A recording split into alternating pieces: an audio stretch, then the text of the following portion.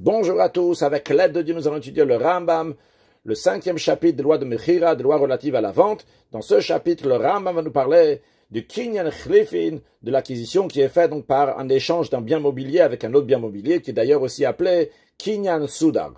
Perek Hamishi Alacha Aleph, Kol hamitaltelin konin ze et ze.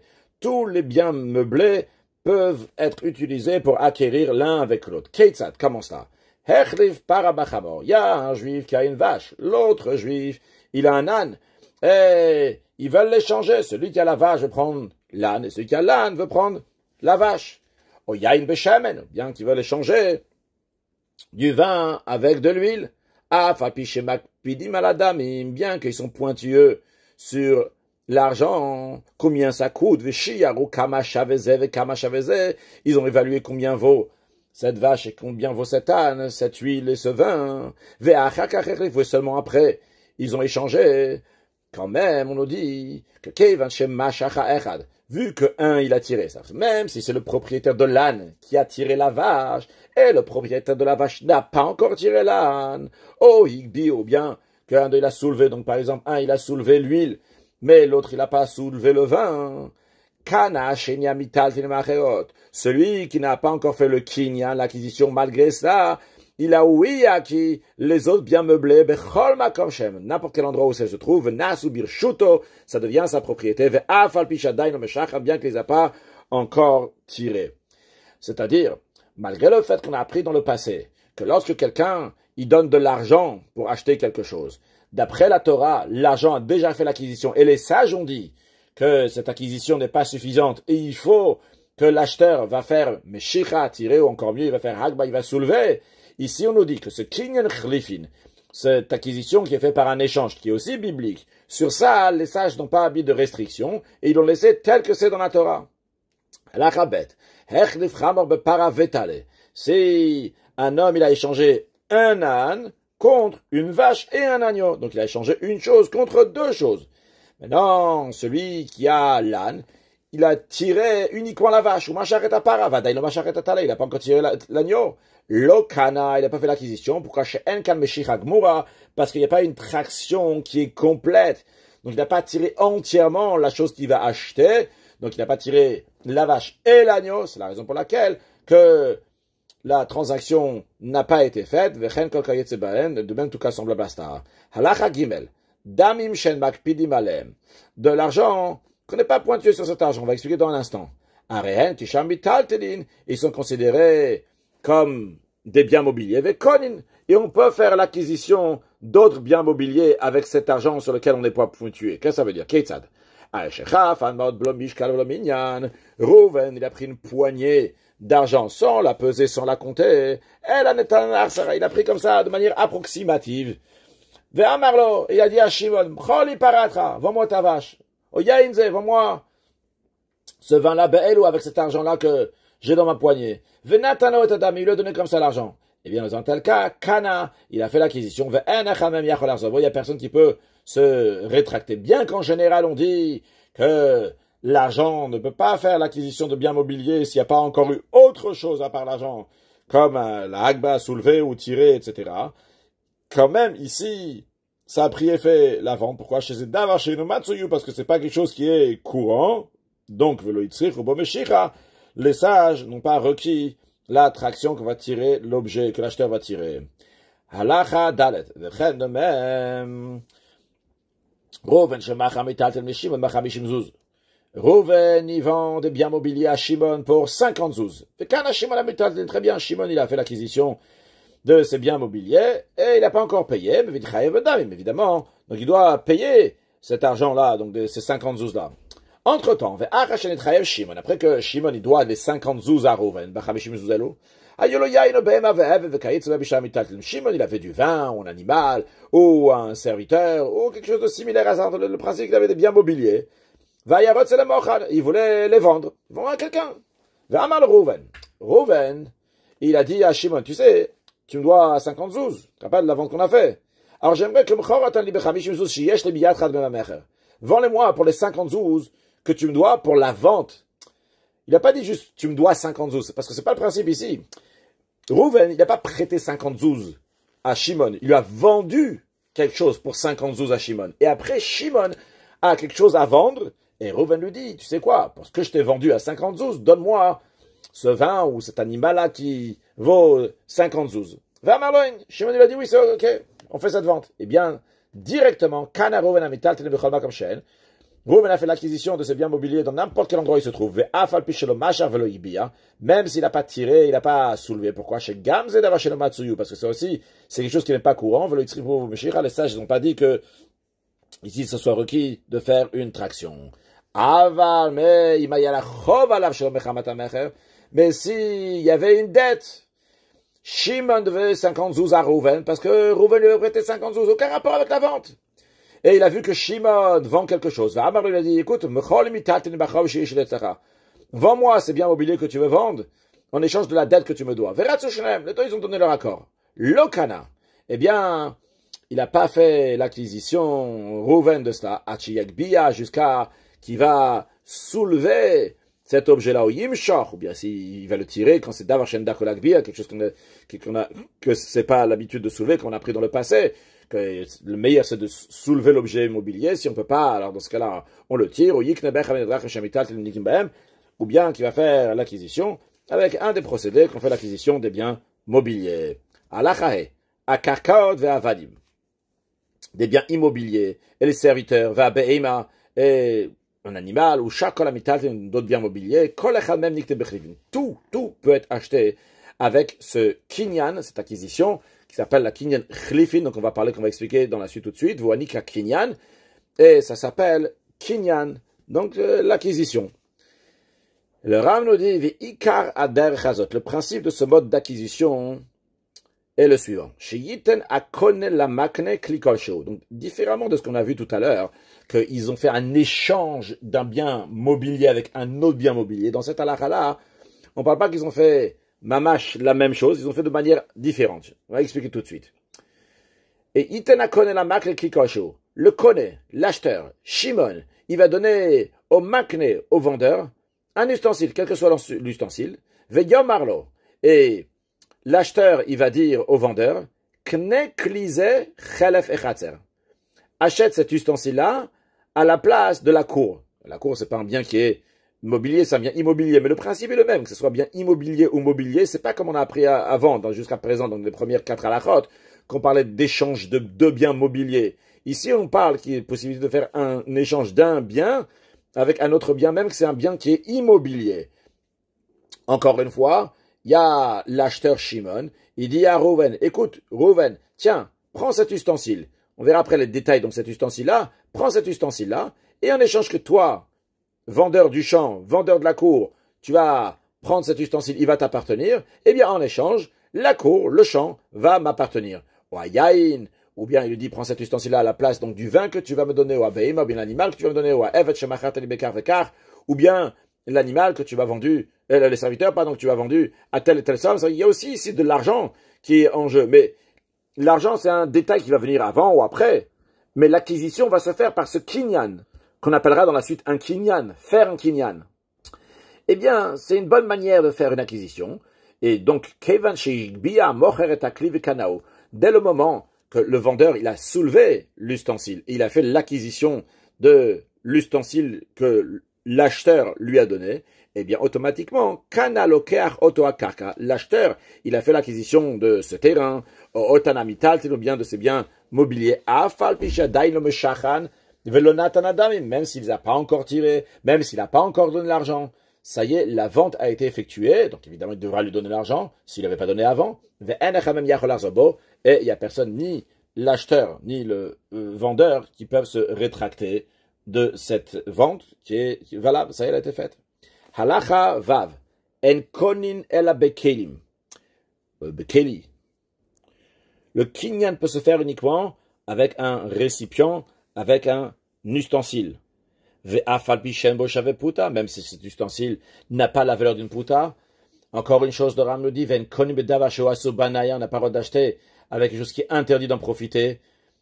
Donc, c'était par exemple quelque chose qui appartient à un ustensile d'avodazara, d'idolâtrie, velo beperot, ni avec des produits agricoles, avec de la nourriture, velo memadbea, ni avec une pièce de monnaie, car la pièce de monnaie n'a pas une valeur. Sa seule valeur, c'est l'empreinte qu'elle porte, mais son cours, il peut être modifié si les autorités locales ils vont décider maintenant de la dévaluer, qu'elle n'a plus de valeur. Encore une chose, l'acquisition, donc ce kinyan se peut faire uniquement par le kli, l'ustensile qui appartient à l'acheteur, mais ça ne peut pas marcher si c'est l'ustensile qui est au vendeur. C'est l'acheteur qui doit donner un ustensile au vendeur. Maintenant, à l'Achazaïn, un cas dans lequel c'est pas l'acheteur qui va donner l'ustensile au vendeur, mais quelqu'un d'autre qui va donner au vendeur pour l'acheteur. Expliquons à l'Achazaïn. Ikna echad kli la mocher. Alors, imaginons que je suis le vendeur. Menachem al-Tabé, c'est le vendeur. Et il y a Rouven qui veut faire l'acquisition de quelque chose qui m'appartient. Et Rouven n'a pas d'ustensile. Alors, Shimon, lui, c'est ce echad-là, Ikna echad, ce Shimon. Kli, il a donné un ustensile à mocher au vendeur Menachem al-Tabé, pour que Rouven va faire l'acquisition de Otoamim, car de cet objet-là, eh bien, Zachalokeach, Rouven a fait l'acquisition par le fait que Shimon, il m'a donné un objet pour que Rouven va pouvoir faire l'acquisition. Et même si Shimon m'a donné cet ustensile-là à condition que je vais le restituer, donc c'est vrai qu'il me l'a donné, mais je dois lui restituer, ben malgré ça, Nikna Mekach. La vente, elle prend effet. Pourquoi? Parce que la règle, elle est Shamatana, Menat Lazer, Shamatana. Une donation qui est sous condition de restitution est considérée comme une véritable donation. Donc, Shimon m'a vraiment donné à moi, le vendeur, quelque chose pour que Rouven, il va faire cette acquisition-là, donc comme si Rouven l'avait donné. Encore une chose, le Rav nous dit, même si le vendeur n'a pas saisi tout l'ustensile que Shimon lui a donné pour que Rouven va faire l'achat, ou bien quand c'est Rouven qui donne l'ustensile au vendeur, le principe, ce que le Rav veut dire que le vendeur n'a pas saisi tout l'ustensile, et la achaz mikzato, mais uniquement une partie de l'ustensile, achaza makne le mikzato, et celui qui a fait faire l'acquisition a saisi une partie.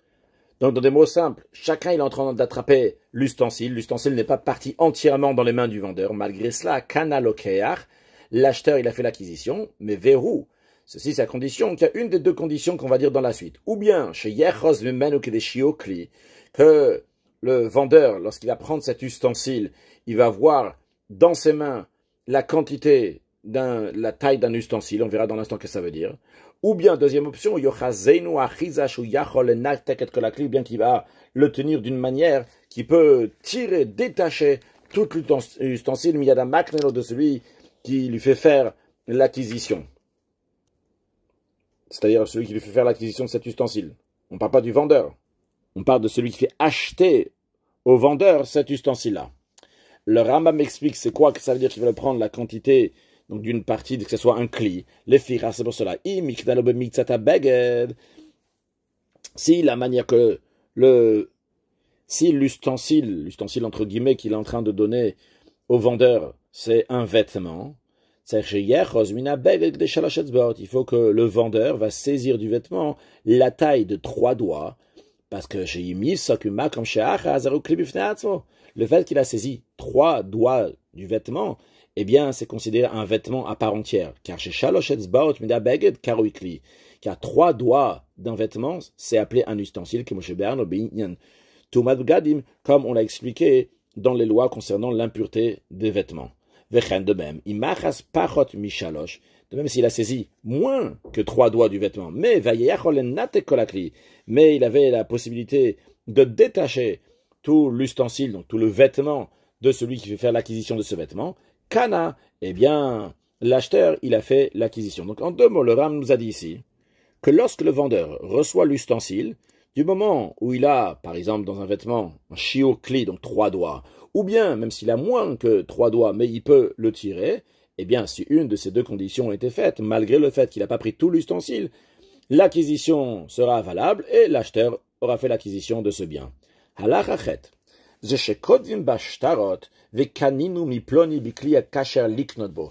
qu'on écrit dans les actes de vente, et nous avons fait l'acquisition Donc, par exemple, c'est quand c'est deux témoins, ou bien avec Kanina en araméen, on écrit aussi l'Aktuva comme ça, avec Kanina, Miploni, Mana de Kasher, le Miknoyebe. Donc, j'ai fait l'acquisition donc d'un tel avec un ustensile valide, propre à être utilisé pour acquérir par son intermédiaire. Alors, le Ram nous explique que ces mots-là sont précis. Quand on dit bikli, on dit par un ustensile, c'est le hotsia perod de kayotzebem. C'est pour exclure donc les produits agricoles, ce qui est similaire à cela. Donc il n'est pas un keli. Après quand on dit hakacher, qui est propre à être utilisé, on vient dire ici les hotsi suyanaya. Ça vient exclure les objets qui sont interdits d'en tirer profit, comme on a dit tout à l'heure, par exemple un ustensile de avodazara d'idolâtrie. Et après, quand on dit que c'est un ustensile qui est caché, on rajoute l'iknotbo avec lequel on peut faire l'acquisition par l'intermédiaire de cet ustensile. Ça vient exclure les hot, ça vient exclure les ustensiles qui appartiennent au vendeur, car comme nous l'avons appris avant, il faut que l'ustensile appartient à l'acheteur, à l'achatet. Zeh ha-kinyan. Ce kinyan, par le fait que l'acheteur donne un ustensile au vendeur, et notre c'est pas nécessaire que ce soit fait devant des témoins. Et là, imaya beino ben chavero, même si c'est juste entre lui et son ami, entre les deux, ils ont fait ce kinyan-là. Quand l'acquisition a été faite. Pourquoi? A priori, il faut des témoins? Non, il ne faut pas de témoins.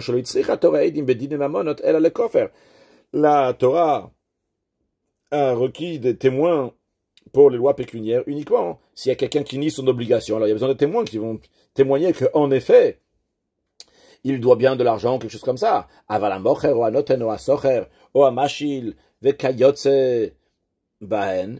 Mais celui qui vend, qui donne, ou bien qui loue, ou bien qui prête, ou des choses similaires à cela, et il n'y a pas besoin de témoins pour que l'acquisition va prendre effet. Du moment que l'acquéreur a fait acquisition par l'un des procédés d'acquisition qui sont appropriés. Ben be'agbak, ce qu'il a soulevé l'objet, ben mshir mesir, bien qu'il a tiré, bien qu'il y a eu la remise, ben be'kinyan, ou bien que ce soit par le kinyan qu'on a pris dans ce chapitre-là, ben be'kesef ou bishtar ou b'chazaka, que ce soit donc avec de l'argent, avec un acte de vente, ou bien par la chazaka, Kana il a fait l'acquisition, même s'il n'y a pas de témoin. Allah chayud, a mocher o anoten. S'il y a un vendeur ou un donateur, chez Kanomiyado, il y a le kinyan qui a été fait. On leur a donné quelque chose pour que l'acheteur ou bien la personne qui reçoit le cadeau va faire l'acquisition. Eh bien, malgré qu'ils ont fait le kinyan, l'acquisition, yesh lechol echad mem l'arzorbo. Chacun peut se rétracter, soit le vendeur ou bien l'acheteur. Soit celui qui donne le cadeau, soit qui reçoit le cadeau. Ils peuvent se rétracter. Kolzman shasikin boto. Il y a un temps qu'ils sont occupés encore à la conversation dans le sujet de cette vente-là. Malgré le fait qu'ils ont déjà fait l'acquisition devant des témoins, et ils sont encore en train d'en parler, d'en discuter, eh bien, ils peuvent se rétracter. En revanche, s'il y a une interruption, ça s'est arrêté, ils ont changé de sujet de conversation.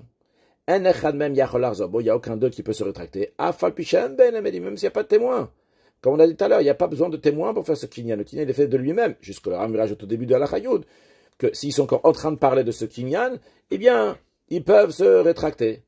La même manière que le vendeur, le donateur, ils peuvent se rétracter. Car choser aloker va mekabel de même peuvent se rétracter. L'acheteur, ou bien ceux qui reçoivent le cadeau, kolzman shasokim boto. Il y a un temps qui sont occupés en train de discuter de ce sujet-là. Ce qui n'est pas le cas dans les autres procédés d'acquisition, qu'une fois que la meshicha, la agba, la mesira, etc. a été faite, après, ils ne peuvent plus se rétracter. Il y a beaucoup de cas qui ne nécessitent pas qu'on fasse un kinyan. Pas seulement ça, et que le kinyan n'a pas vraiment d'utilité, il n'y a pas raison d'être. Qui donne, par exemple, un Meshacher et Tavdo, celui qui affranchit son serviteur. Le serviteur, la manière qu'il affranchit, c'est avec de l'argent, avec un acte d'affranchissement, ou bien si le maître il lui a cassé une dent ou un œil, quelque chose de similaire à cela. Mais le kinyan n'est pas utile. Ou bien quelqu'un qui répudie sa femme, la manière de la répudier, c'est en lui donnant un acte de divorce, le guet, ou à ses chaliards, ou bien quelqu'un qui nomme un mandataire qui va faire telle ou telle chose à sa place, ou à Moser Moda, ou bien celui qui fait une déclaration, par exemple, fait une déclaration que ce qu'il va faire maintenant, devant deux témoins, il doit faire cette déclaration-là, qu'est-ce qu'il va faire maintenant, il est contraint, il est forcé, il ne veut pas vraiment le faire. Un exemple que le Ram donne d'ailleurs dans la loi de Girushin, donc quelqu'un, il va écrire un acte de divorce, mais avant ça, il va devant deux témoins, il déclare que l'acte de divorce qu'il va écrire, il est nul et non avenu. Il n'est pas intéressé, il le fait pour différentes raisons, ce qui était forcé, mais il va pas le faire, vraiment, il veut pas divorcer. Oh, mais va tel moda, ou bien quelqu'un qui annule une déclaration. C'est-à-dire qu'il a fait une déclaration devant deux témoins et après, il annule. Ou bien quelqu'un qui fait une remise d'une dette à son ami, à autrui, ou bien que l'autre il a un dépôt qui est chez lui, et lui il fait cette remise de ce dépôt, il dit tu peux le garder, toutes ces choses-là, que on peut juste dire, il n'y a pas besoin de faire un kinyan pour ça, donc le kinyan ici, donc n'est pas utile dans ces cas-là. Alors le Ram nous dit, dans l'Achayut Bet, que nagu berov mekomot, dans la plupart des localités, il est d'usage, quand même de faire un kinyan, pour une partie, certains de ces cas-là, ou des cas semblables, et les deux témoins qui témoignent au tribunal ou dans le document, ils disent nous avons effectué un kinyan avec un tel, et qui a désigné un tel comme mandataire. Ou